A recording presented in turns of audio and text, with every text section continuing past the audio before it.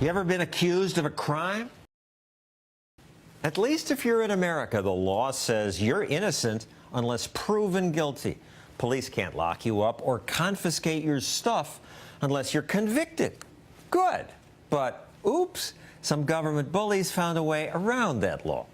For example, suppose you don't trust banks. You've got a lot of cash you keep in your car. Carrying too much cash? Police can accuse you of selling drugs or laundering money and seize it. Seize it without ever taking you to court. And police departments around the country have discovered this is a really good way to raise money. From flat screen TVs to Rolex watches to over 20 boats, you name it, they've got it. It's kind of like pennies from heaven, you know, it gets you a toy or something that you need, is the way we typically look at it. Pennies from heaven. Actually, more than $1 billion is confiscated each year. And often the police auction the stuff off, though they usually keep what they like. And this is a scam, says Ethan Thampy, who runs Americans for Forfeiture Reform.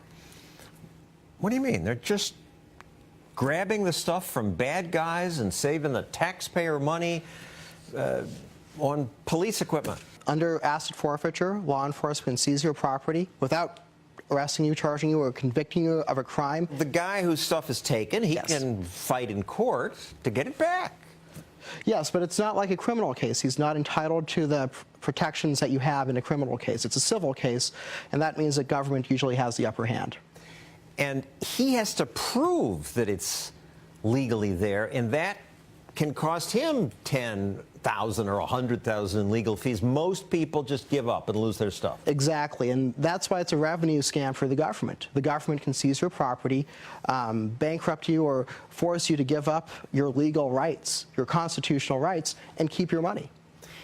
One police department used the money to buy a margarita machine, but I gather that most of the time they're using it for police equipment. Most of the time, but this is also part of the revenue stream that finances the militarization of law enforcement, which is a concern that has been developing across the country. Now, most people, when they lose property to the police, have no idea this can happen in America. One business owner who repaired used trucks sold a truck to a man on credit, but before he was paid in full and transferred the title, the man he sold it to was pulled over and charged with driving under the influence. The businessman wasn't responsible for that, but the police kept his truck anyway. He couldn't believe it. The truck done nothing. This is my money. Why are you taking my money? I have never seen a truck drink and drive. I don't think it's the fault of the truck. And they know better. They know better? Under asset forfeiture, the government doesn't need anything but suspicion to seize your property and keep it for themselves. I like this picture of a car in Tulsa, Oklahoma, the police flaunting their forfeiture. This used to be a drug dealer's car, now it's ours. You know, Congress gave asset forfeiture to the government to prosecute the war on drugs. And this has turned into a massive revenue stream, and after 40 years of a war on drugs, we still have drugs and drug dealers. You know, the only thing we've really forfeited is their rights to property and to liberty. And the police are richer. Oh, absolutely. It's like I said, this is a multi-billion-dollar revenue stream for law enforcement. And for some political self-dealing, the prosecutor in Indiana did what? So there's this prosecutor in Delaware County, Indiana, Mark McKinney. A couple of years ago, he hired himself as an outside contractor to his prosecutor's office to do civil forfeiture, and he would keep 25% of the total on a contingency basis. He was finally caught and punished for doing that. It wasn't a very strict punishment. They only suspended his law license for, I think, 120 days and made him repay about $170,000. He should have been disbarred. He should have been prosecuted. Companies buy luxury vehicles in America and ship them to China. It's a business. Absolutely. Customs says, yeah, this is legal. But the Secret Service says, oh, no, it's not.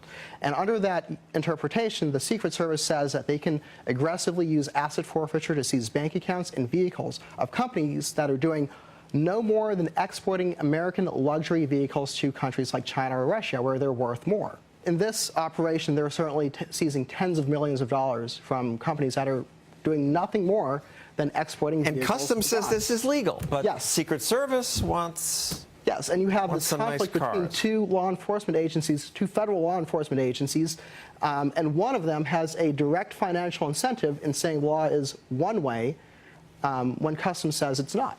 Why is this the Secret Service's jurisdiction? Their core mission is to protect the president and the currency. And I should say we tried to ask them, and they would not talk to us about this. I love the clip that your organization, Americans for Forfeiture Reform, posted on its website showing a Missouri police chief clumsily defending civil forfeiture. There's some limitations on it. You know, it's actually there's not really on the forfeiture stuff.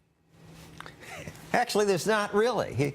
It's revealing. Absolutely. The Columbia, Missouri Police Chief Ken Burton, who's talking about these pennies from heaven, what he's really talking about is money that's supposed to go to, under Missouri law, an education fund. But because he gets this federal forfeiture dollars, he gets to spend it however he wants. You know, this is a scam, and the losers are the Missouri educational system and the citizens of Missouri. Thank you, Ethan Thampy.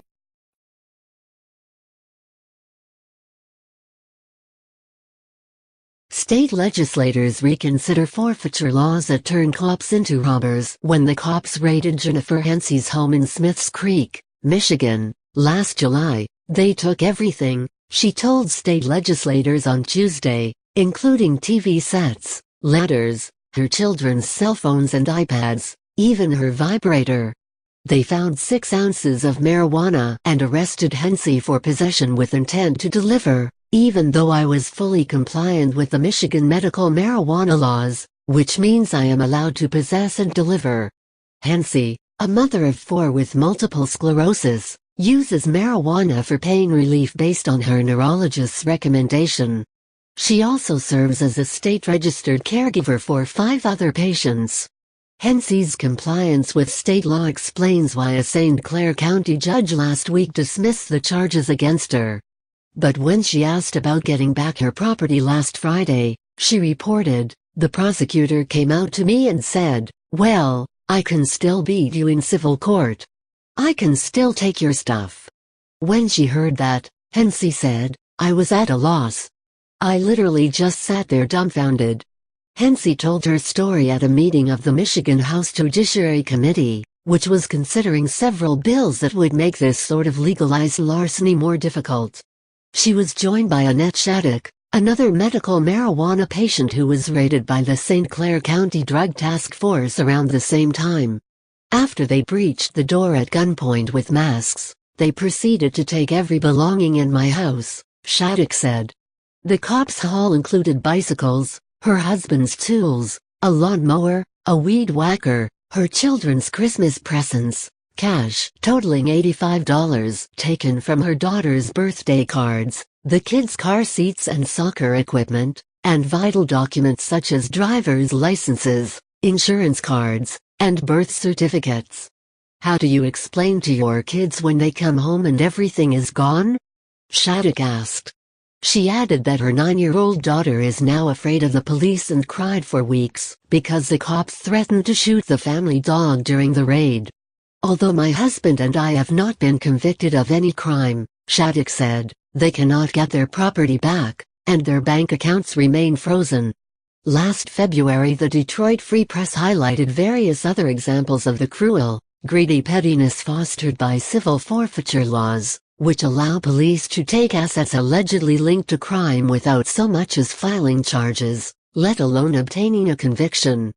Police seized more than $24 million in assets from Michiganders in 2013, the paper noted.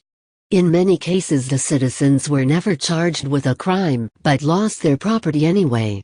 Now a bipartisan group of state legislators is trying to reform the laws that have turned Michigan cops into robbers.